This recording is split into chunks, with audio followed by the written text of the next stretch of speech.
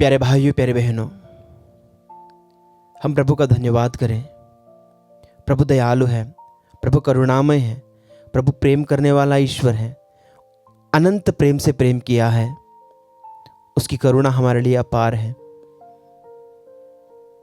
वो प्रेम भरी बातें हमसे करना चाहता है, वो हमसे वो मोहब्बत भरी गुफ्तगू करना चाहता है।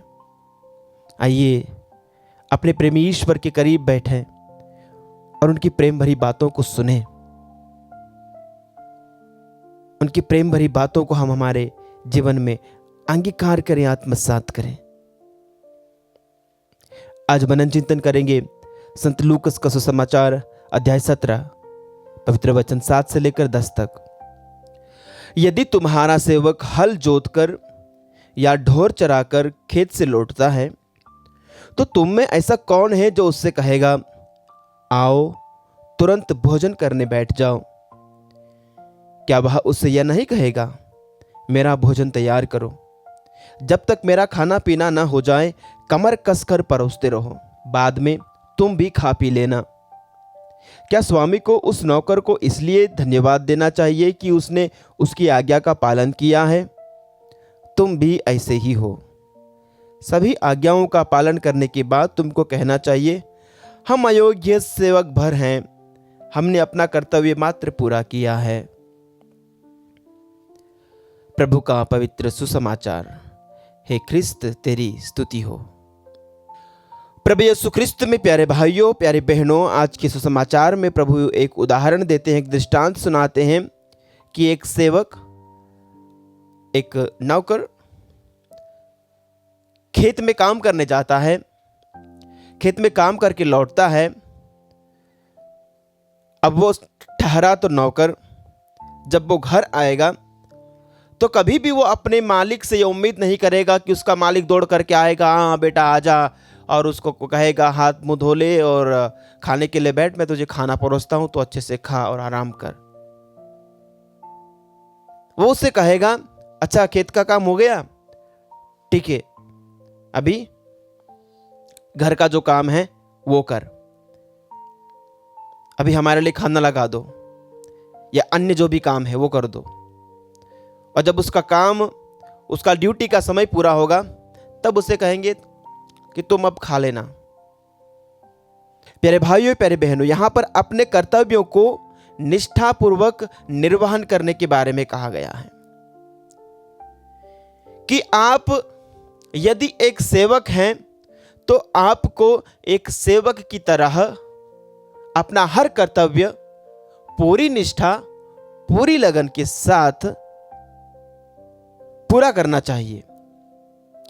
प्रभु यीशु इस दृष्टांत में हमें यह बतलाना चाह रहे हैं, प्यारे भाइयों, प्यारे बहनों, की ईश्वर के राज्य में हम सब ईश्वर के राज्य के एक तरह से सेवक या कारिंदा हैं।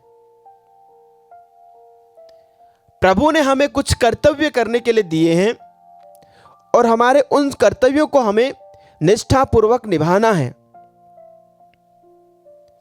हमें बड़ी ईमानदारी और विनम्रता से अपने काम को पूरा करना है।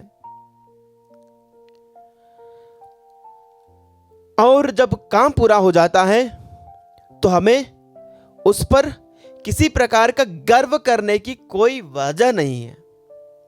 यह आज के वचन का मुख्य बिंदु है कि प्यारे भाइयों, प्यारे बहनों, आपको ईश्वर ने जो भी प्रतिभा दी है, जो भी कार्य करने की क्षमता दी है, उसके राज्य में जो कुछ भी करने का आपको किरदार दिया है, रोल दिया है, उस किरदार को अदा करते समय आप में किसी भी प्रकार की कोई घमंड की बात ना आए, किसी भी प्रकार का गर्व आपके मन में नहीं आए, किसी प्रकार का दंभ आपके मन में ना आए कि मैंने ये किया है। कोई वजह नहीं है, इस प्रकार की घमंड की कोई वजह ही नहीं है। आपने किया है क्योंकि यह आपको करना था, यह आपका कर्तव्य था। आपने कोई बड़ा काम नहीं किया। एक नौकर अपने स्वामी के लिए प्लेट लगा दे, खाना परोस दे, उसके बाद क्या ही घमंड करेगा।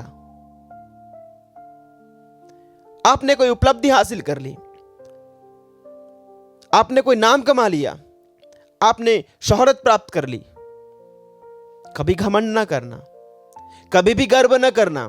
संत पौलुस कहते हैं यदि तुम्हें घमंड करना है तो सिर्फ मसीह पर घमंड करें, ख्रिस्त पर घमंड करें, अपने पे नहीं, अपनी उपलब्धियों पे नहीं, क्योंकि जो भी हमने कमाया है वो हमारा नहीं है, ये प्रभु का है। सब कुछ का श्रेय प्रभु को दें, ये कहते हुए कि मैंने तो मेरा कर्तव्य मात्र पूरा किया है। प्रभु कहते हैं तुम भी ऐसे ही हो। सभी आज्ञाओं का पालन करने के बाद तुमको कहना चाहिए हम अयोग्य सेवक भर हैं, हमने अपना कर्तव्य मात्र पूरा किया है। प्यारे भाइयों, प्यारे बहनों, आप किसी भी परिस्थिति में हो, ये विनम्रता भरा मनोभाव कि मैंने तो अपना कर्तव्य भर पूरा किया है। आपने किसी को बहुत बड़ा दान दिया है, ढिंढोरा मत पिटवाओ। पूरी दुनिया को जाके ये ना कहो कि देखा मैंने इस चर्च के लिए इतना किया है। वहां पर पत्थर पर अपना नाम अंकित मत करवाओ ये कहते हुए कि ये फलाना व्यक्ति के द्वारा दान किया गया है। आपने दान किया है, आपका पुरस्कार स्वर्ग में सुरक्षित है। आप ये कहें मैंने अपना कर्तव्य मात्र पूरा किया है। आपने किसी बीमार की सेवा की है, पूरी दुनिया को जाके ये ना बतलाओ कि देखो मैंने वो बीमार था तब उसकी कितनी सेवा की। आप ये कहो कि मैंने तो बस अपना कर्तव्य भर मात्र पूरा किया है।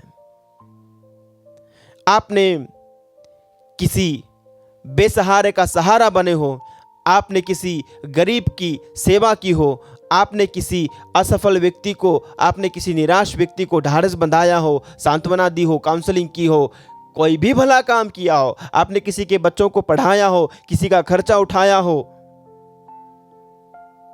आपने किसी का घर बनवाया हो, इस पे गर्व न करें। सब अच्छा करने के बाद ये कहिए कि मैंने तो बस अपना कर्तव्य ही पूरा किया है, क्या ही बड़ा काम किया है। आपका पुरस्कार स्वर्ग में आपको जरूर मिलेगा। आमीन।